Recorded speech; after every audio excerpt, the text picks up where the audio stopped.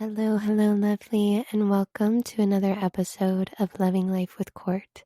Today, we are talking about a life that is loved does not end when we lose someone. I had the pleasure to speak to Sunita the Medium. She is a guest that I had on the show a few days ago. Her interview will be up next week. But I had such a pleasure to speak with her about the concept of grief. And I'll share her story with you in just a moment, but it completely shifted my perspective on how I see grief in the sense that today I would like to dive into with you reframing grief as a reflection of love. So, like I said, I'm going to be diving into how grief is a reflection of love and basing this off of the amazing insights that Sunita shared with me. So, to start, I'll share her story with you that she was so gracious to share with me. So, we were talking about losing love and grieving, and she had talked about losing someone she loved very deeply, which was her sister. She lost her sister unexpectedly in a car accident, and her sister was the one who had raised her. She was raised in a very abusive household. And she refers to her sister as the greatest love of her life. So a very deeply profound love that they shared with one another. But she talked about how the pain that she felt was very incredible, but she wouldn't change a thing. And she explained that as difficult as it was to say goodbye, she found peace in knowing that she'd had the chance to experience the greatest love that she'd ever felt. And when she shared this with me, I honestly became very emotional because it made me realize that, for me at least, that loving is such a gift. And if we have the opportunity to love so deeply, unfortunately, loss is just a part of that. So to go back to her story, she told me that she used to wonder, why was I given this love if it wasn't meant to stay?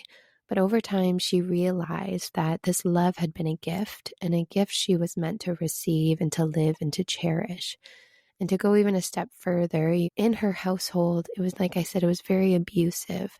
So without this love of her sister, she would not have had the opportunity at a young age to experience such a profound love if her sister was not there to give it. So, as I said, she really believed that this love that she shared with her sister was something she was meant to receive and to live and to cherish. And instead of focusing on the loss, she came to see it as something rare and beautiful that she was lucky to have known at all. And she reminded herself that some people never get to experience that kind of love. And so even though it was gone, she felt grateful that she had it, and even if it was only for a while. Now, her perspective, it really taught me so much about embracing the gifts we're given, even when they don't last forever. Whether this is the physical loss of somebody, someone passing away, or losing someone in a relationship, such as a breakup or, friends no longer being friends.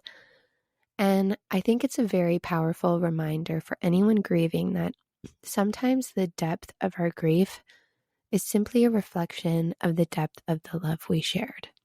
Now, in this moment, I do want to preface that grieving is definitely a part of the process. To say that grief is just a way to show how much we loved someone doesn't excuse the pain that is there. But what I want to do with you is, I guess, kind of ease a little bit of that pain with finding a new perspective on how to look at grief. And I'll share with you why this was so impactful for me. So when I was growing up, I was very, very close with my Nana. My mom was diagnosed with bipolar when I was around 4 or 5 years old, and that caused her to be placed on many medications. She had to sleep a lot, and she wasn't able to be as present as I'm sure she wanted to be. So my Nana really became my rock. And every time I think of her, I think of all these little moments of love that we shared for one another, and the laughs that we had, and the certain foods that she'd make me, and the little trips that we went on together to the movie theaters and to the corner store. And her memory is just so vivid for me because it's really a memory that I held very close to my heart. Not a lot of people knew what my mom was going through, and feeling very alone as an only child. My Nana was very much my rock. And when I lost her at 7 years old, the memory of her turned into only remembering the end.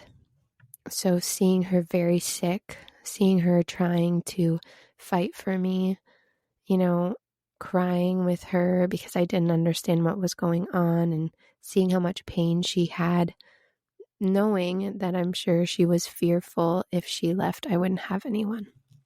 So this grief that I had for a long time was consumed by the loss as opposed to the love that I shared with her. And to go in a little bit further, I wanted to share with you some things that I learned. In that 40% of people grieving report that memories of their loved ones' final days overshadow the memories of positive moments, with the process of dying often being the most vivid memory for years. And this is something that I went through personally. Around 20% of people experience prolonged or complicated grief, which can lead to chronic depression and anxiety and a 10 times increased risk of developing PTSD. And in relation to memory distortion, which losing my Nana at such a young age, this had a significant impact on me. Nearly 30% of those grieving report that the negative aspects of their loved one's life or final days become disproportionately vivid in memory, affecting their ability to remember positive shared experiences. So to give you, a little bit of an overall insight on those statistics, grief can be so powerful that when we think of that loved one, the pain overpowers the love. And my goal today is to help you realize that your love for whoever the person is that you are grieving is so much stronger than your pain, and vice versa, that their love for you and the love you shared with one another is so much stronger than the pain that you feel. I realized after my convo with Sunita that my Nana's love made me the woman I am today. And all this pain and loss was really a reflection of our bond that went beyond her death.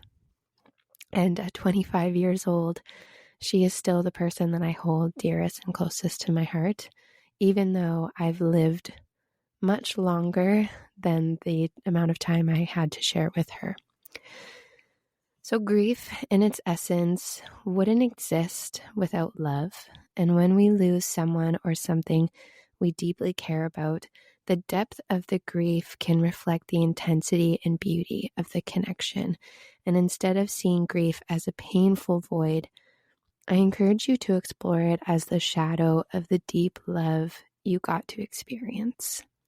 And this is the realization that I had. So moving forward in your grief, you can take two perspectives with you. The first one being that grief and love are meant to coexist with one another. And they're a very interconnected process. And that's something that goes beyond the absence. So this can be done by honoring the love, doing things that honor their memory, or shifting the perspective to gratitude of the experience. Viewing grief as a shadow of love can really bring gratitude for the fact that the love was experienced in the first place, in ways that you can begin intertwining the grief and love so that they are able to coexist with one another, is simple things like journaling the good memories. Because when we're able to put maybe there are not many. Like I said, maybe they're overshadowed by the painful memories. When we're able to put the good memories on paper, this is where things begin to flow and where you're able to really unlock that part that maybe you've been suppressing for a long time, because those good memories do come with grief. But those good memories are also filled with love. And the second perspective that you can move forward with when it comes to grief is a sense of connection and purpose can be created through loss. Now, how can you turn grief into a source of connection and compassion for others? Well, the grief will always be there, like I said, but it's your choice to choose how it exists. Either way, we grieve and will always grieve. Grieving is not something that just slowly starts to fade away. I like to think of it as time goes on, it's like our grief is like a bowling ball when it first starts, and it feels very big. But then as time goes on, it goes down to maybe a cantaloupe, and then maybe a tennis ball, and then maybe a golf ball, but it still exists there. It's just the pain doesn't hit as hard.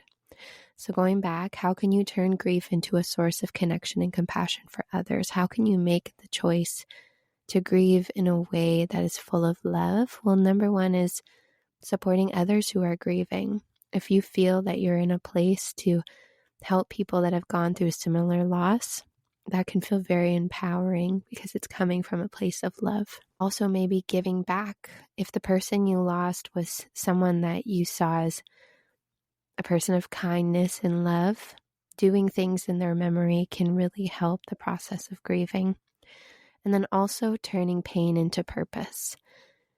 I had the pleasure of attending a music association award, something like that. It was my father-in-law. He was inducted into the Northern Ontario Music Hall of Fame. And I attended this beautiful concert, and I came to find out that this association had been going on for up to 30 years, and the person who ran it passed away last year. And the daughter of this person decided to take it on in her father's honor. Her father was the one that ran it.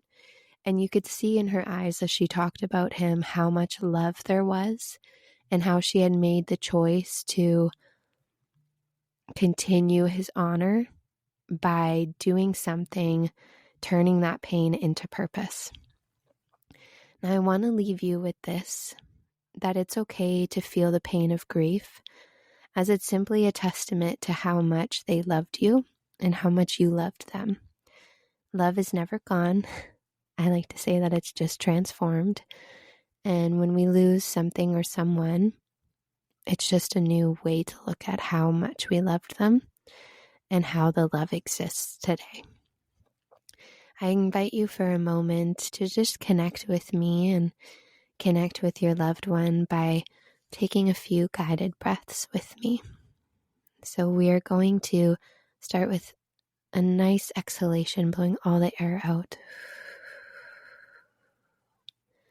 And when we come in, we're going to think about coming in with the love that they surround you with. And you're going to hold the breath there, feeling their presence. And when you exhale, releasing the pain. And then hold again there, feeling how this release of pain no longer exists in your body, and your body is being filled with the love and presence of your loved one. Again, taking a nice breath in with the love that is surrounded by you. Holding, feeling their presence, and releasing the pain. And hold. In, feeling connected with your loved one, holding. Do you feel any sensations on your body? And out, letting go of the pain. Let it stay there. In, feeling as though your loved one is putting their arms around you and hugging you. Hold it there. Connect. And out. Releasing the pain. Thank you for joining me in this exploration of grief as a continuation of the love you once shared and you continue to share. I hope today's episode has helped shift your perspective on loss and offering a glimpse into how we can transform grief into something compassionate and meaningful. If you enjoyed today's episode, give your girl a follow so you never miss another episode, and a friendly reminder to not only be kind to others, but also to your beautiful, amazing self. Until next time, take care, stay connected, and keep spreading that light.